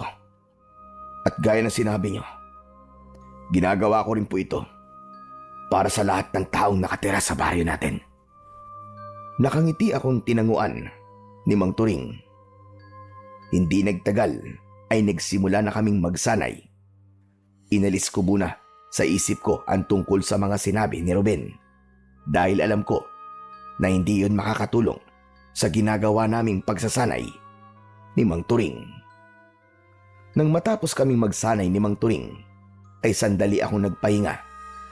Nang makabawi na ako ng lakas, ay naisipan kong magtungo sa libingan ng aking kakambal. Mag-isa akong pumasok sa gubat. Sa aking paglalakad ay may nakita kong ligaw na bulaklak na tumubo malapit sa isang malaking bato. Pinitas ko ang mga bulaklak at nang makarating na ako sa libingan ni Edward ay inialay ko ang mga bulaklak sa ibabaw nun. Ang daya mo, tol. Talagang nauna ka na dyan sa kabilang buhay para makasama si nanay at tatay. Hindi mo man lang ako hinintay na bumalik dito sa atin. Tapos, grabing laki pa ng obligasyong iniwan mo sa akin. Minsan, hindi ko rin alam kung nasa tamang hulog pa ba ang utak mo. Pero puwera biro, tol. Huwag kang mag-alala. Gagawin ko ang lahat para makalaya na ang baryo natin sa mga aswang. Dahil alam ko na yun ang gusto mo. Ito na lang ang magiging pambawi ko sa'yo sa mga pagkukulang ko bilang kapatid mo. Sisiguraduhin ko na kung nasan ka man ngayon, ay may pagmamalaki mo ko. Nangangako ko na hindi mauuwi sa wala ang pagkamatay mo, tol. Napapitlag ako nang may narinig akong tunog ng nabaling sanga na parang merong nakaapak noon. Lumingon ako sa pinanggagalingan ng tunog pero wala naman akong nakitang tao. Lumingalinga pa ako sa paligid upang masiguro ko na walang ibang tao. Sino nandyan? May tao ba dyan? Naghintay ako kung may sasagot pero wala akong natanggap na sagot. Ipinilig ko ang ulo ko at inisip ko na guni-guni ko lamang yon. Hindi na ako nagtagal sa lugar na yon at umalis na rin ako. Sa paglalakad ko palabas ng gubat ay nakasalubong ko ang kaibigan kong si Bitoy. Sabi ko na nga pa, nandito ka, bossing eh. Wala ka kasi sa bahay mo, kaya naisip ko na baka dinalaw mo ang puntod ng kapatid mo. Huwag ka na nga maingay. Baka mamaya may makarinig pa sa mga sinasabi mo eh. Sino naman makakarinig sa mga sasabihin natin dito? Yung mga ibon? Yung mga hayop dyan sa paligid? Nagpapatawa ka naman, bossing eh. Magsabi ka na nga sa akin na totoo. Nandun ka ba kanina nung kinakausap ko si Edward sa puntod niya? Wala, bossing ha. Nakita mo naman na pupuntahan pa lang sana kita dito eh. Eh bakit? May problema ba, bossing? Wala. Tara na. Umuwi na tayo bago pa may makakita sa atin dito. Baka kung ano pang isipin nila na ginagawa natin dito eh. Nauna na akong maglakad kay Bitoy. Pero nakakailang hakbang pa lang ako nang tumigil ako sa paglalakad. Mabilis akong lumingon sa pinanggalingan namin dahil may naramdaman ako na presensya ng isang tao. Pero wala akong nakita kundi mga puno at mga halaman. Hanggang sa nagpatuloy na ako sa aking paglalakad. Pero may kaba akong naramdaman dahil hindi ako sigurado kung merong ibang tao na nakarinig ng mga sinabi ko kanina habang nasa harapan ako ng puntod ni Edward. Kung sakali kasi na may makakaalam na hindi talaga ako ang kakambal ko at malalaman yun ng buong baryo, ay paniguradong isa yung malaking gulo. Kinagabihan, nakahiga na ako sa papag at gising na gising pa rin ako habang sa Bitoy ay nakahiga at natutulog na sa mahabang upuan sa sala. Dinig ko ang malakas niyang paghilik. Ilang araw pa lamang simula nang magbalik ako sa aming baryo pero pakiramdam ko ay 1 taon na ang lumipas dahil sa dami na nang nangyari. Kahit sa panaginip ay hindi ko naisip na pansamantala kong aakuin ang pagkatao ni Edward para lang wag lalong matakot ang mga tao sa mga aswang. Pero alam ko na hindi na ako maaaring umatras at kailangan ko na yung panindigan hanggang sa tuluyan ng maubos ang mga aswang na sumasalakay sa baryong yon. Pagsapit ng umaga, ay maaga pa rin akong nagising kahit pa madaling araw na akong nakatulog. Habang nagtitimpla ko ng kape, ay humahangos na dumating si Mang Turing at bakas sa mukha niya ang pag-aalala. Oh, Mang Turing, aba, ang aga niyo naman po yatang pumunta rito. Magsasanay na po ba tayo? Pwede bang patapusin niyo muna kami ni Bitoy na mag-almusal? Mukhang may problema tayo.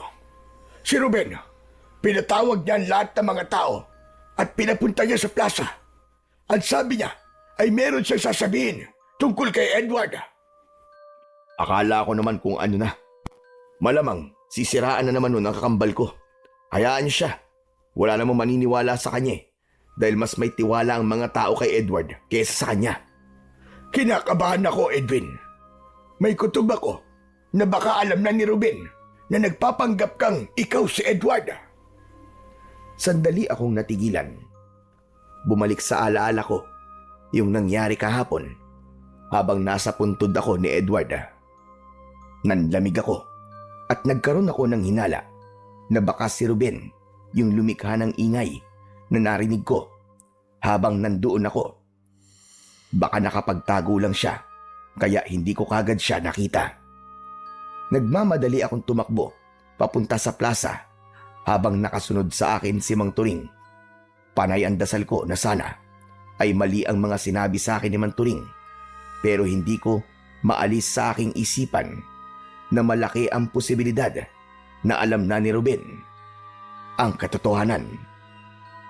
Pagdating namin sa plaza ay napakaraming tao na ang naroroon. Nasa unahan si Ruben at ngumisi siya nang makita niya ako. Hinawi ko ang mga tao para makalapit kay Ruben. Pero nang malapit na ako sa kanya, ay doon na siya nagsimulang magsalita. Napahinto ako sa paglapit kay Ruben. Mga kababaryo, alam kong ikalulungkot niyong lahat ang aking sasabihin. Pero karapatan ninyong malaman ang katotohanan. Kahapon, nakita ko si Edward na nagtungo sa gubat ng mag-isa.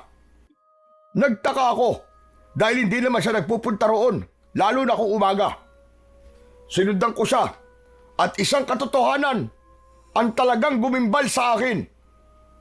Tumigil ka na, Ruben! Bakit mo ako pinapatigil, Mang Turing? Kasabwat ka ba ni Edward sa panloloko niya sa amin lahat? Baka mas tamang sabihin na, Edwin, tama po ang inyong narinig. Ang Edward na kasama natin ngayon na nandito sa plaza ay hindi ang totoong Edward. Siya ay walang iba kundi si Edwin, ang kakambal ni Edward na umalis doon at nagpakalayo-layo. Dahil ang totoong Edward ay patay na. Namatay siya nung huling beses siya sumalakay sa kuta ng mga aswang. Kasinungalingan yan, Ruben. Huwag po kayo maniniwala sa sinasabi niya. Nagsisinungaling lang siya para siraan ako. Maniwala kayo. Ako si Edward. Hinahamon mo ba ako na patunayan sa lahat na nagsasabi ako na totoo? Baka gusto mong hukayin namin ang libingan ni Edward sa gubat para makita namin ang naaagnas ng bangkay doon. Tumiim ang bagang ko habang matalim na nakatingin kay Ruben.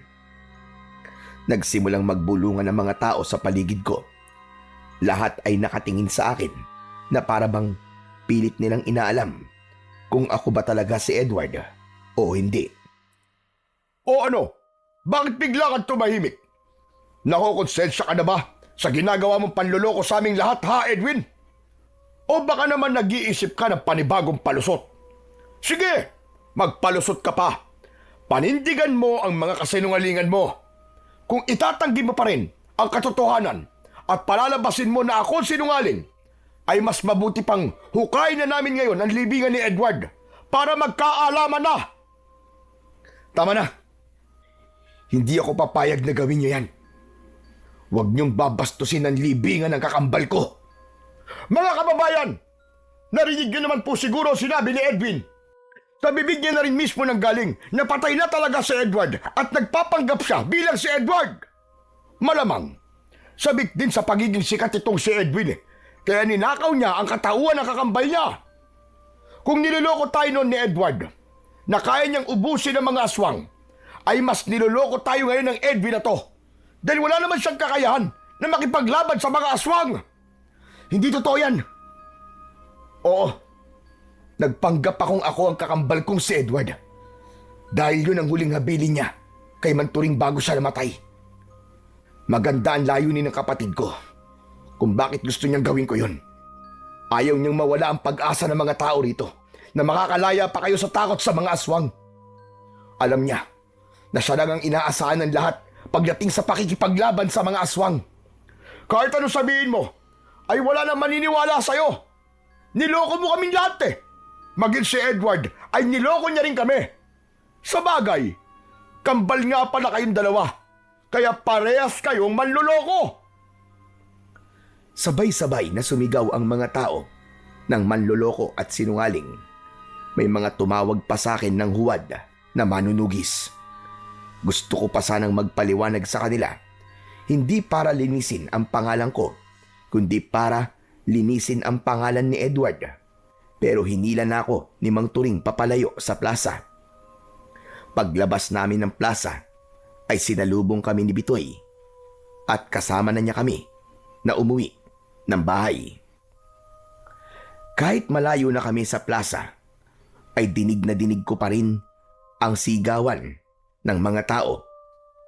Nasaktan ako, hindi para sa aking sarili, kundi para kay Edward. Pakiramdam ko kasi ay sinira ko ang maganda niyang reputasyon sa baryong yon na alam kong inalagaan niya ng napakahabang panahon. Nang nakauwi na kami sa bahay ko, ay agad kong isinarado ang pinto. Nagpalakad-lakad ako at nag-isip ako kung ano na ang sunod naming gagawin. Napakasama pala talaga ng ugali ng Ruben na yun. Hindi ba niya naisip na kaya ka nagpanggap na kakambal mo ay para rin sa baryo nyo?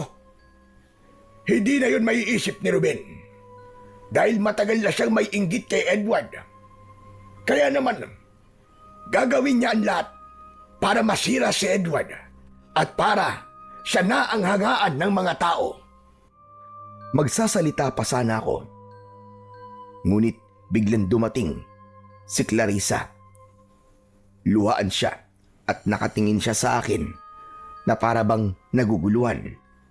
Nang nakalapit si Clarissa sa akin, ay nagulat ako nang sinampal niya ako ng napakalakas. Walang iya ka. Manloloko ka. Kaya pala parang may kakaiba sa'yo. Dahil hindi ka naman pala si Edward. Clarissa, hayaan mong ako ang magpaliwanag sa'yo, Iya. Isa ka pa, Manturing. Kasabot ka ng lalaking ito sa panloloko sa aming lahat. Hindi niyo ba alam kung gaano kasakit para sa akin na malaman na matagal na palang patay si Edward? Ang sasama niyo. Paano niyo ito nagawa? Paano niyo ito nagawa? Dahil yun ang gustong gawin ni Edward, Clarissa. Gusto niya na ituloy ko na simulan niya. Gusto niya na habang hindi pa nauubos sa mga aswang sa baryong ito, ay isipin ng mga tao na buhay pa siya para hindi kayo mawalan ng pag-asa. Naiintindihan ko ang galit mo sa akin ngayon, Clarissa. Pero sana, unawain mo rin kung bakit ito ginusto ng kakambal ko. Dalhin niyo ako sa libingan ni Edward. Ngayon din. Sinamahan namin si Clarissa sa puntod ni Edward. Doon ay mas lalong tumindi ang pag-iyak ni Clarissa. Hinayaan lang namin siya na ilabas ang lahat ng kanyang emosyon dahil mas makakabuti yun sa kanya. Matagal bago kumalma si Clarissa at medyo nag-alala na ako sa kanya dahil buntis siya. Sa awa ng Diyos ay kumalma na siya makalipas ang ilang sandali. Humarap siya sa amin habang namumugto ang kanyang mga mata. Naniniwala ako sa mga sinabi niyo. Pasensya na kayo sa mga nasabi ko kanina. Dahil nadala lang ako ng aking emosyon. Hindi lang kasi ako makapaniwala nang malaman kong matagal na palang patay si Edward.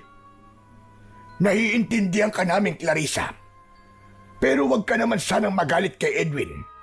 Dahil si Edward ang may ideya na magpanggap si Edwin na nobyo mo. Kapag handa ka ng makinig, ay sasabihin ko sa iyo ang lahat ng detalye. Handa na po akong makinig. Kaya sabihin niyo na po sa akin ang mga kailangan kong malaman. Lalo na kung paano po namatay si Edward. Mas makakabuti siguro kung sa bahay na tayo mag-usap. Sumang-ayon si Clarissa sa sinabi ni Mang Turing. Nauna silang umalis ni Clarissa, habang naiwan naman kami ni Bitoy sa tabi ng puntod ng kakambal ko. Nang sandaling yon, ay isang bagay lang ang nasa utak ko. At yun ay ang hindi ko kayang mag-isa ang laban ko sa mga aswang. Napagtanto ko na kung nakikipaglaban na si Ruben sa mga aswang, ay kailangan kong makipagtulungan sa kanya. Kahit pa may hindi siya magandang ginawa sa akin, ay iisa lang ang layunin namin at sigurado ko na pagdating sa pagtatanggol sa aming baryo, ay magkakaisa kami. Kinagabihan ay lumabas ako para magtungo sa bahay ni Ruben upang kausapin siya sana. Kakatok na sana ako sa pinto nang marinig ko ang boses ni Ruben sa loob. Sumilip ako sa siwang ng pinto at nakita ko si Ruben na nakaharap sa salamin habang nagsusuklay. Sa wakas, nasira ko na rin ang pangalan ni Edward sa mga tao. At sigurado ko na ako na ang hahangaan ng mga tao ngayon. Napakadali naman pala kasing dispatchayin ni Edward. Ang dali niyang maniwala nung sinabi ko na atake kami sa kuta ng mga aswang. Wala siyang kaalam-alam na sa gabing yon ay maraming aswang sa kuta na yon. Napatay tuloy siya ng mga aswang. Pasensya ka na, Edward. Matagal ka na rin namang tinitingala ng mga tao eh. Kaya sa pagkakataong ito, ay ako naman. Mariin kong naikuyom ang aking mga kamay sa aking narinig. Sa sobrang galit ko, ay malakas kong sinipa ang pinto at nang nagibayon, ay dire-diretso akong pumasok. Nagulat si Ruben nang sakaling ko siya. Hayop kang demonyo ka! Sinasabi ko na nga ba eh, may kinalaman ka sa pagkamatay ng kakambal ko. Papatayin din kita, hayop ka! Hindi ako makahinga. Tama na! Tama na, Edwin! Maawa ka! Maawa? Bakit ikaw ba? Naawa ka ba sa kapatid kong demonyo ka? Ang dapat sa kagaya mo, hindi na binubuhay! Paigpit ng paigpit ang pagkakasakal ko kay Ruben. Nagdilim na ng gusto ang paningin ko dahil sa sobrang galit na nararamdaman ko. Ngunit pinakawalan ko si Ruben nang marinig ko ang sigawan ng mga tao sa labas. Nagmamadali akong lumabas at nagimbal ako nang makita ko ang mga aswang na sumasalakay sa mga bahay. Nakakatakot ang kanilang mga itsura. Mahaba ang bias nila at matutulis ang kanilang mga kuko. Meron silang matutulis na ngipin na animo ay mga patalim at mga matang pulang-pula. Mabilis akong tumakbo pabalik sa bahay. Kinuha ko ang 2 itak at siniksik sa likod ng pantalon ko at isiniksik ko naman ang baril ko sa gilid. Nang lumabas ako, ay nakita ko si Manturing na nakikipaglaban na sa mga aswang gamit ang itak. Edwin! Mabuti na lamang at dumating ka na! Nandito na mga aswang! Oras na para ipakita mo sa lahat na kahit hindi ikaw si Edward, ay kaya mo pa rin maging tagapagtanggol ng ating baryo! Mabilis akong tumango sa sinabing yun ni Mang Turing. Agad ko kagad siyang tinulungan sa pakikipaglaban sa mga aswang. Ginamit ko ang mga natutunan ko sa kanya sa pagsasanay namin. Inisip ko na kasama namin si Edward sa laban na yon At inisip ko na ginagawa ko yun para mabigyan na ng tuldok ang takot ng mga tao laban sa mga aswang. Nagtalikurang kami ni Mang Turing nang pinalibutan kami ng mga aswang. Ibinalik ko sa kaluban ang 2 itak at saka ko inilabas ang aking baril. Isa-isa kong pinaputukan ang mga aswang at sinigurado ko na sa ulo ko sila tinatamaan upang masiguro ko ang kanilang kamatayan. Nang sabay-sabay na umatake sa amin ang mga aswang, ay muli kong inilabas ang aking mga itak. Naramdaman ko ang pagdaloy ng enerhiya ng itak papunta sa aking katawan hanggang sa kahuli-huli ang himaymay ng aking laman. 2 aswang kagad ang sabay kong sinaksak sa kanilang leeg. Lumuhod ako at 2 aswang din ang nilasdas ko ang tiyan at parehas na lumabas ang kanilang mga laman loob at sumambulat ang dugo. Nagpatuloy ang madugong labanan. Ramdam ko na maging si Mang Turing ay walang balak na sumuko kahit alam kong pagod na siya at may katandaan. Punong-puno kami ng determinasyon na tapusin na sa gabing yon ang bangungot na matagal nang bumabalot sa aming baryo. Mas lalo pang lumakas ang loob ko dahil alam ko na kailangan kong patunayan sa lahat ng mga tao na kahit hindi ako ang kakambal kong si Edward, ay kaya ko pa ring maging tagapagtanggol. May mga pagkakataon na nasusugatan ako ng mga aswang. Pero hindi ko yun inintindi. Bagkus, mas lalo ko pang pinaghusay ang aking pakikipaglaban. Hindi ko inalis sa isip ko na nasa tabi ko si Edward at kasabay ko siyang nakikipaglaban sa mga kampon ng kadiliman. Hindi ako makapaniwala nang biglang dumating si Bitoy na may daladala ring itak. Nagsimula na rin siyang tumulong sa pakikipaglaban. Nang makalapit siya sa akin, ay inabot niya ang lalagyan ko ng mga bala. Bitoy, umalis ka na rito! Baka mapano ka pa! Hindi ko kayang panoorin ka na lang, bossing. Maraming beses mo na akong tinulungan. Kaya dapat lang kitang tulungan sa pagkakataong ito. Patay na akong patay! Anak nang, ang tigas talaga ng ulo mo. Bala ka na nga sa buhay mo. Pero salamat. Huwag ka mamamatay, ha. Pag namatay ka, papatayin kita. Nye! Mabilis ko nilagyan ng mga bala ang aking baril. Ginamit ko yon upang barilin ang mga aswang na nasa malayo at hindi abot ng aking itak. Makalipas ang halos 1 oras, ay doon ko lang napansin ang dami ng mga aswang na napatay namin. Nakabulagta ang mga aswang na duguan at puno ng sugat mula sa aming mga itak. Hanggang sa iilang aswang na lamang ang natitirang buhay. Tila nakaramdam na sila ng takot, kaya umatras na sila at tumakbo ng mabilis papalayo. Hoy, ano? Bumalik kayo rito! Hindi pa ako tapos sa inyo! Tatantadin ko kayo ng pinong-pino! Gagawin ko kayong bobbies! Tama na, Bitoy, tama na. Umalis na nga eh. Pababalikin mo pa. Pero hindi pa natin sila nauubos eh. Baka mamaya bumalik pa mga damuhong yun dito eh. Sa tingin ko, hindi na maglalakas ng loob na bumalik ang mga yon. Alam kong nakita at naramdaman nila na hindi nila tayo kaya. Isa pa, kakaunti na sila. Wala nang laban ng bilang nila sa atin, kahit 3 lang tayo. Napansin ko ang mga taong unti-unting lumalabas sa kani-kanilang bahay. Nakatingin sila sa amin na para bang hindi sila makapaniwala sa aming nagawa.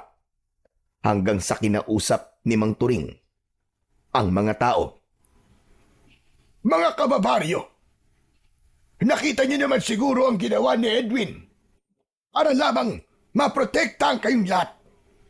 Siguro naman ay hindi niyo naiisipin na hindi niya kayang makipaglaban sa mga aswang dahil hindi siya si Edward. Tandaan niyo, lahat tayo ay maaaring maging bayani ng ating baryo kung meron tayong lakas ng loob at tapang na labanan ng kasamaan. Siguro naman mga kababaryo ay naiintindihan nyo na rin kung bakit ginusto ni Edward na wag agad ipaalam sa inyo ang kanyang kamatayan.